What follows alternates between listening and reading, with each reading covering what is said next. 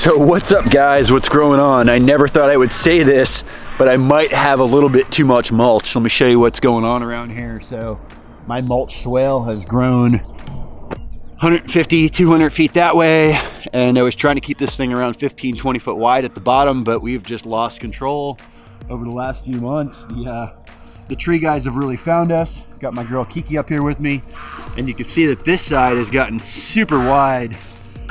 Once these mulch guys find you, you know, having the machinery, having the space to actually keep up with the mulch once it starts coming in can be difficult.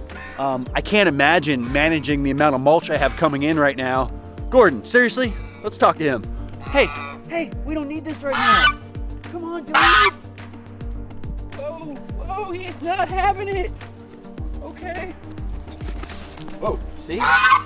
Kiki wasn't gonna let him push me around, so this goose has definitely been getting a little bit on the try me side. That goose over there still has not attacked me, but this one definitely seems to come after me. He's got my leg a couple of times. He can definitely pinch you, but I think I got him to shut up. What I was saying is once these mulch guys find you, you know, I can't imagine doing this without a big loader. I can't imagine doing this without a bunch of space. And what I can tell you is if I don't push this mulch in on a daily basis, this mulch will be all the way out to my front fence. I'm already limited on the space for these tree trucks to come in. You know, you hear me say limited and I'm on 5 acres. You know, they've got big chippers, they've got big rigs, they got big dump trucks. They need room to turn around. Access is key. You know, so I have pretty decent access here.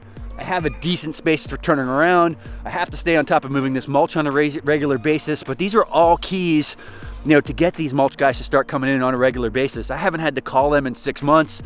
Something else I'm gonna tell you guys is, just had one of my neighbors tell me he's in competition with me to get the mulch. He's actually trying to build a big garden. He's been hitting these tree guys up as they come in and kind of maybe getting them to go over to his side of the neighborhood.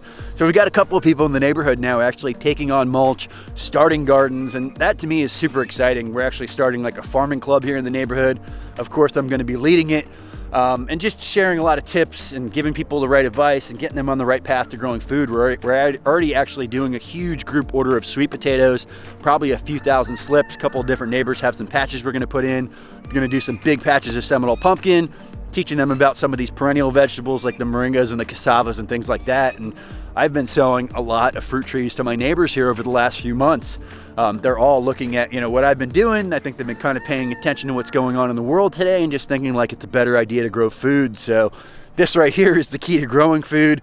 This is the game changer. And I never ever thought I would have to tell these guys to stop bringing it. And I hope I don't, because really once you get that stuff flowing, you don't want to slow it down. So I've been spending probably 15, 20 hours a week of my own time just piling this mulch, just mulching in bananas, just mulching trails. So with the excess mulch that comes in, I'm using it here around the property.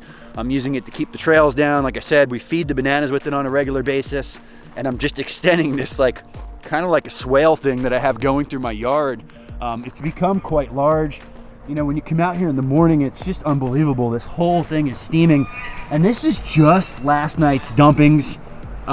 You know, I didn't push in last night. I think I got 5 deliveries last night.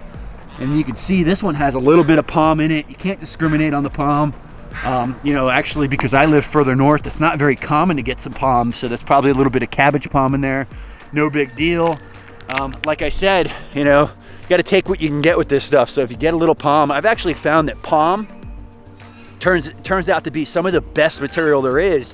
It just takes 2 to 3 times longer to break down. So it's not like it's a bad thing. It's just, it takes a lot longer to where the mulch is ready to go just within a few months.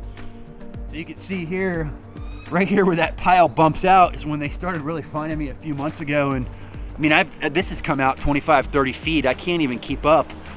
Getting ready to go get on the loader now and push this in. And I just wanted to make you guys a short video, a little bit of maybe an update on the mulch police video, kind of tell you that the neighbors are at bay, kind of chill here right now.